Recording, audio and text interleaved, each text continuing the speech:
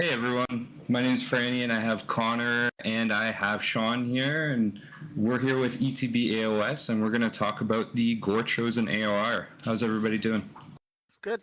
I am not too bad. Glad to have Sean here because we're talking about a very specific sub faction or like a army of renown for Corn. And Sean is like by far the most expert player that I know for this specific formation. So it's gonna be good to have him talk about it. So Sean, why don't we start by you telling us how you got into AOS? I got an AOS way long time ago. I went when I was just coming out of high school. A buddy of mine got me into 7th edition fantasy, and then I went 7th edition, 8th edition, and then into 1st edition AOS.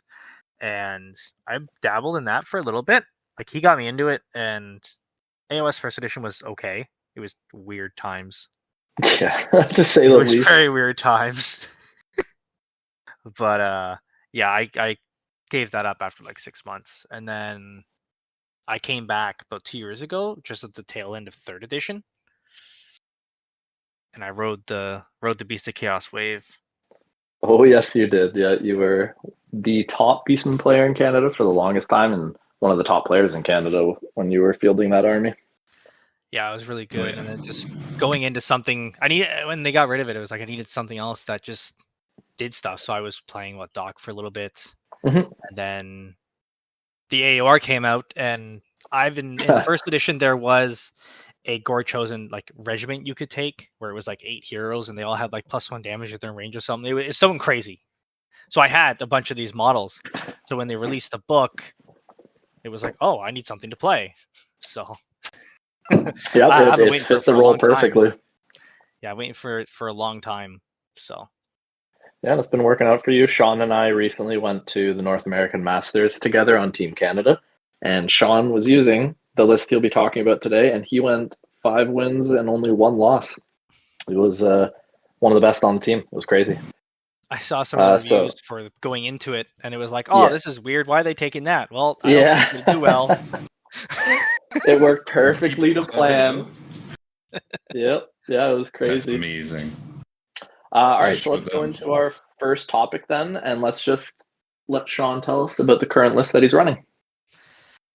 So the AOR as a whole is just heroes. It's all it is. It's just Yep. select mortal heroes. You get access to every mortal hero. Um, the only thing is they're not all super useful.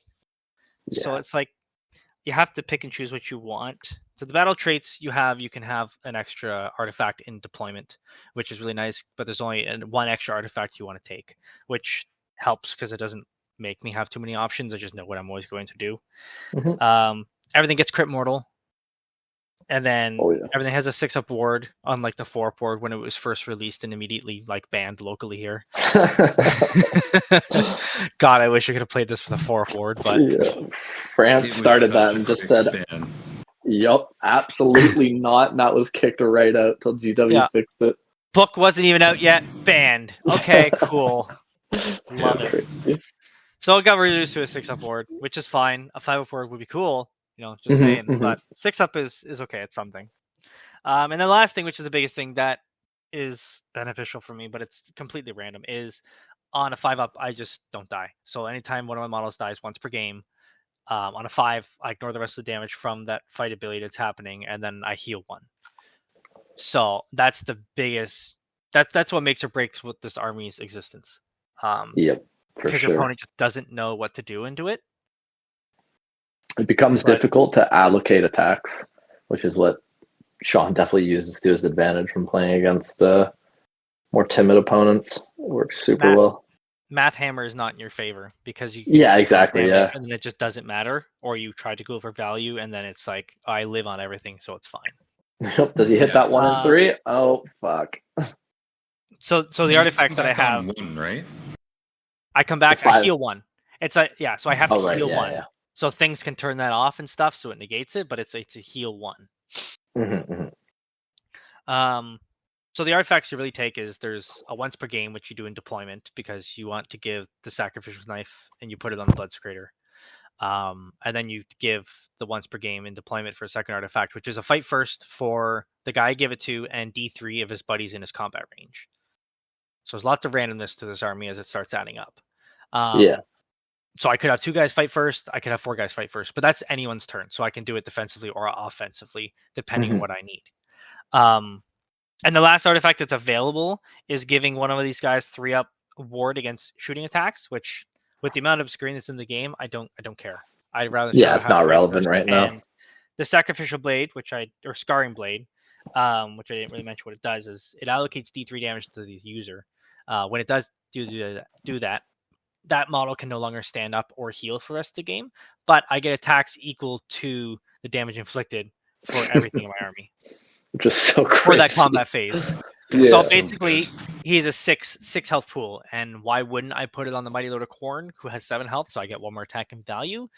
It's because Bloodsecrator can sit in the corner, and his only job is to hurt himself and do his once per game +1 attack.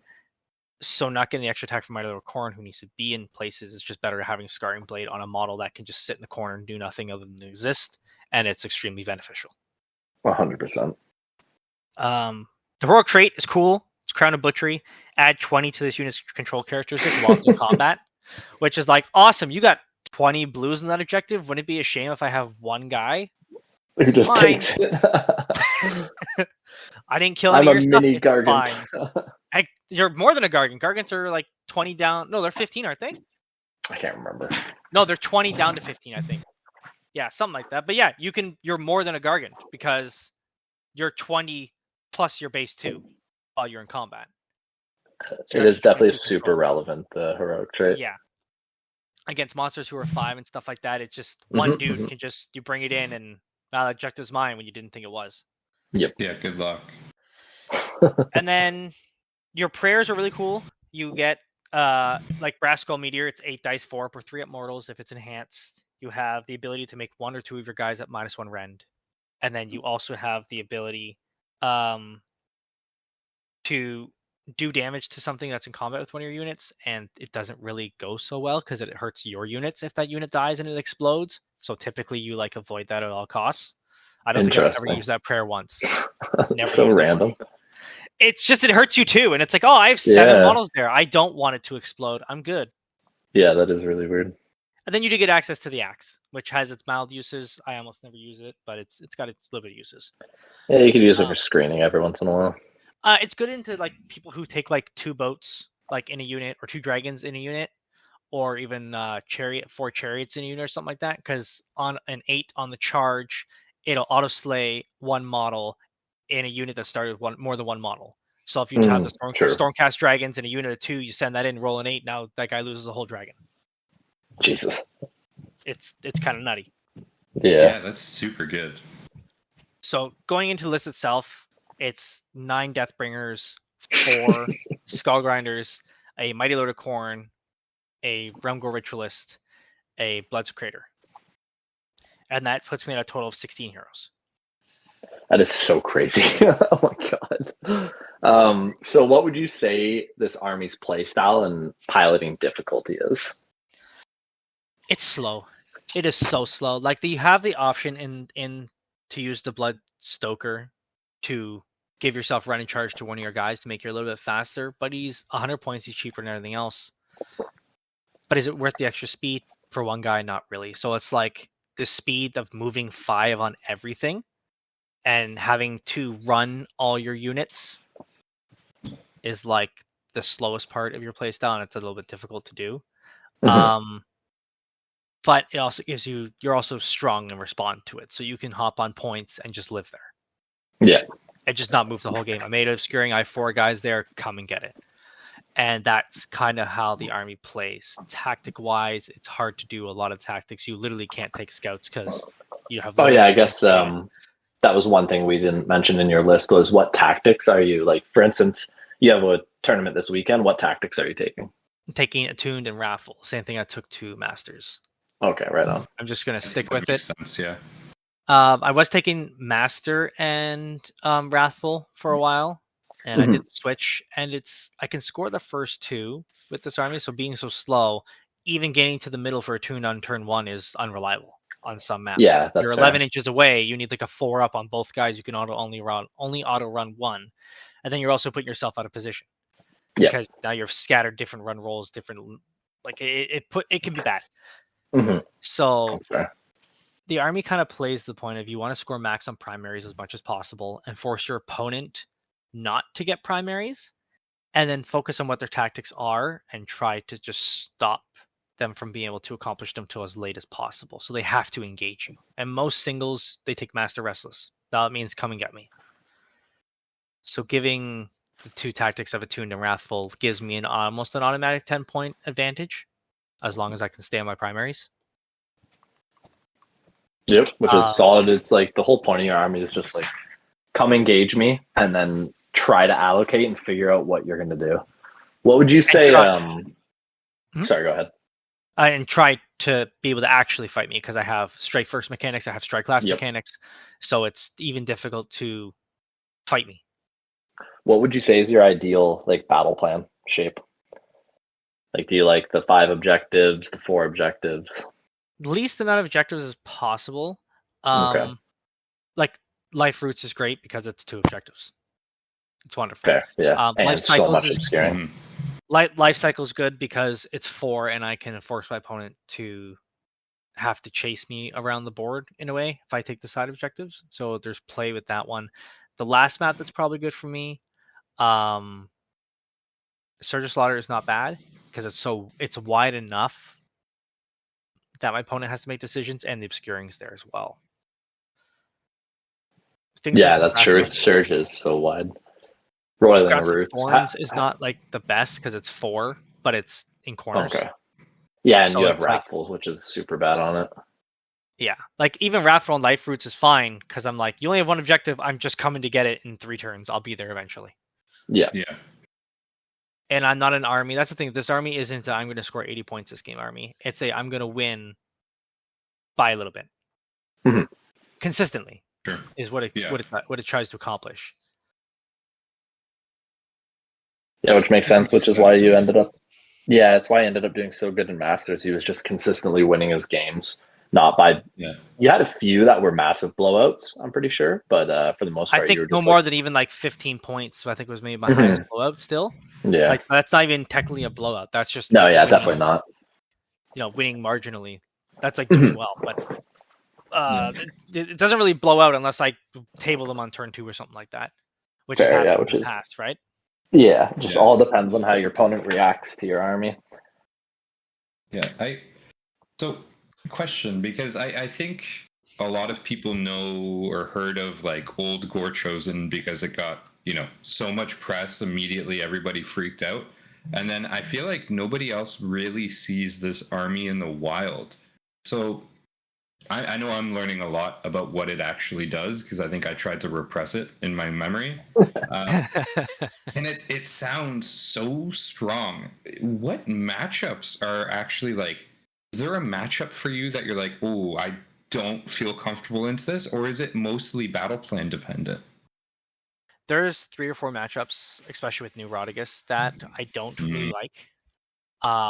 Things that can turn off my healing in a bubble. Anything that does AoE damage or AoE debuffs is a problem because I have so many units. Normally you're like, oh, you hit 2 of my units, I don't care with your AoE spell. I'm like, yeah, you hit 9 of mine. Yeah. Yeah. That's an issue. You just hit half my army for, I only have 6 health each. You did D3 to all of them. Oh, this is fun. Lumineth, Rune of Petrification is bad. Sylvaneth trees are bad. Roddy is bad. Yeah, the new Rodigus especially. Yeah, so it's like you have to play so smart into those matchups, and I'm still beating and winning those matchups, but it's so difficult. Yeah, like you beat the Baleful Lords list when we put you into it. Baleful Lords is also another one that's bad for me. I beat both Nurgle players on the last weekend. Even though it's bad for me. There's so much involved in what I have to do to make it happen. It's crazy. Yeah, you went to that tournament and you got paired into 2 Nurgle players. There was 4 Nurgle players and I got paired into 2 of them. Yeah, yeah, so good. Yeah, it was not. There's so much involved with, and the thing is, I've learned because I've been playing this for about 6 months now. is that your formations, like if you have to just run little circles or a line, is really dependent on what your opponent's playing. And it's really, if you even slightly, like one guy's 2-inch farther than the rest of it, that could just crumble my entire, like that whole side of the board. I could just crumble because of that.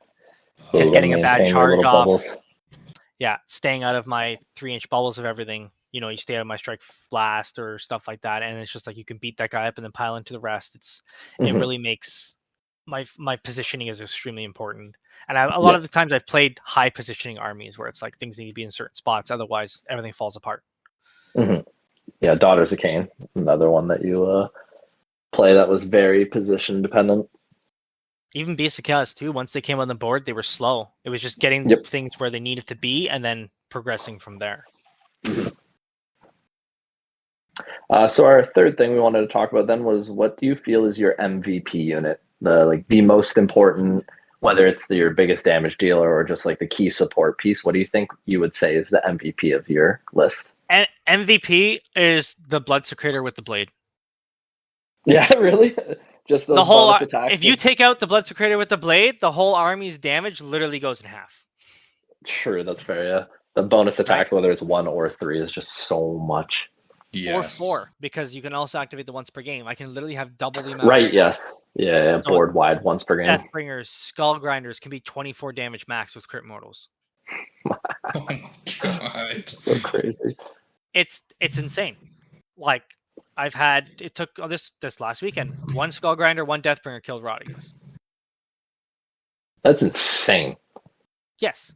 And your 3s and 3s, you're almost always going to be 3s and 2s. You can be crit 2 hits. +1. You can be crit 2 hits or crit mortal on the Deathbringers because it doesn't replace the crit 2 hits on their weapon. So you can choose. So things with 5 up or 6 up saves, you take crit 2 hits. Now your damage is, I could do 30 damage to something potentially. Yeah. That's so crazy. Such an insane amount of damage. Yeah, it's great. And that's what's so scary about it, because you don't want to engage it, but you don't have a choice because you need to take primaries back, and that's how I have to control the game as primaries. So without the Sacrificial Blade or the Scarring Blade, my damage is halved. So that guy is definitely the MVP. Right on. The second will be the Deathbringers, because turning off the 9 Deathbringers. The 9 Deathbringers, because turning off commands is so important. 5 up stopping commands and auto slay at the end of the turn. A big thing about it too is Sean can sit there and tell his opponents 9-10 times that he can stop commands on a 5 up, but we will all forget and be very surprised when Sean rolls that 5 up. There is nothing more satisfying than watching somebody roll a counter charge and me going no, and they're like, oh right. Yeah. Especially because they'll be like, I spend the 2 CP, roll it, they see they make it, and Sean's just like, hold up, 1 second. Just kidding. It's happened, and it's so rewarding for me because I've been holding it all turn. They didn't do anything in hero phase, they didn't do anything in movement phase or shooting phase. They're like, hey, I'm gonna hold it for this counter charge because I'm gonna set it up to do it. Oh, I just fail it because you rolled a 5? That sucks. Yes. Oh. And another good use for it too is recursion. A lot of them are mostly CPs now, off heroes. So, Lord of Changes, Keeper of Secrets, Lands, you can stop those. Catacross is +1 to save. Literally, the whole army is based around. Oh yeah, I forgot that was. Yeah, it's a command ability. I've turned that off on Catacross, and my opponent's like, "Oh right, that's a thing." Yep. Now his entire idea of being super tanky +1 to save is gone. That hinders. Not to mention. Yeah, like not to mention just your army against OBR in general. Like they're all, like you said, all about the high saves, and you're just like, fine, crit mortals it is. Crit mortal and auto slay. I killed as many models. I've killed as many stalkers with the auto slay from the Deathbringer than I have actually in combat. That's so funny. Yeah. And then, all right, so the last thing we want to talk about then is you're pretty much the best, like I said, the best person to ask this question to. What do you think the army's viability is in the competitive singles format? So not teams, just like someone going to a GT or an RTT, taking this list, had some practice with it. What do you think the viability of it is? It's good to just pick up and go because you can just kind of brain dead pilot the army. and you'll probably win. You'll probably go at least 1 and 2. It's okay. Because like you don't really have to do that much if you just want to play it to enjoy, to like do okay. Because Yeah. like there's so many tools built in. As long as you remember all your stuff, you're really hard to remove, and you just get a little lucky, and your opponent is having a bad time. But if you want to practice with it quite a bit and play with it, I think there's good viability there.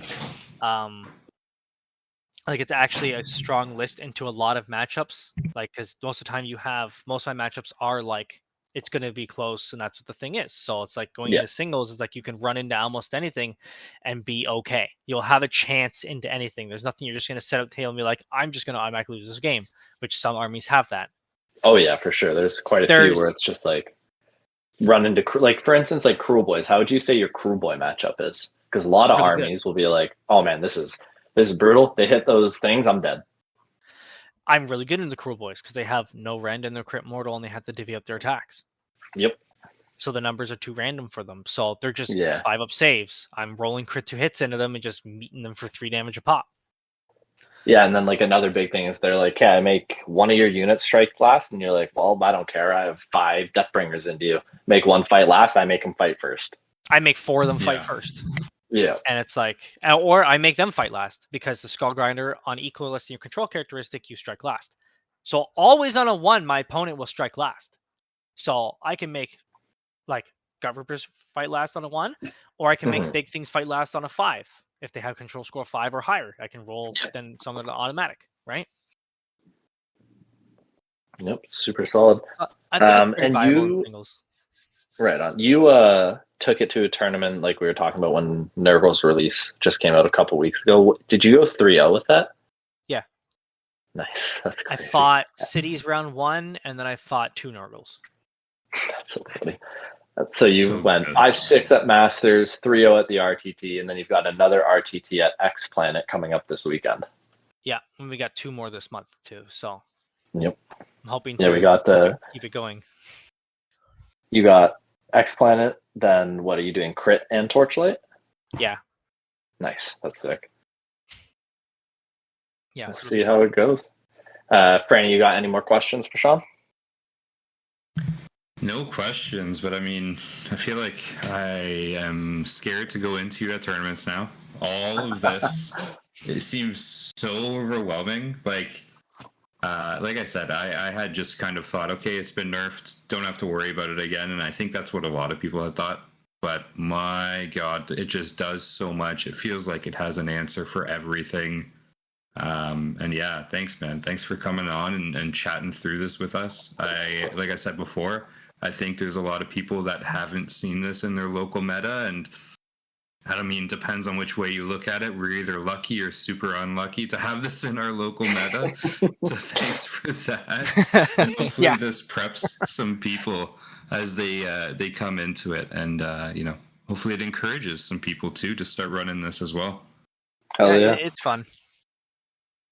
All right, Sean. Well, good luck at your RTT this weekend. I hope you take the crown. Thank you. We'll see how it goes. Yep. All right, everybody. Have a good night. We'll catch you next time. Ciao. See ya.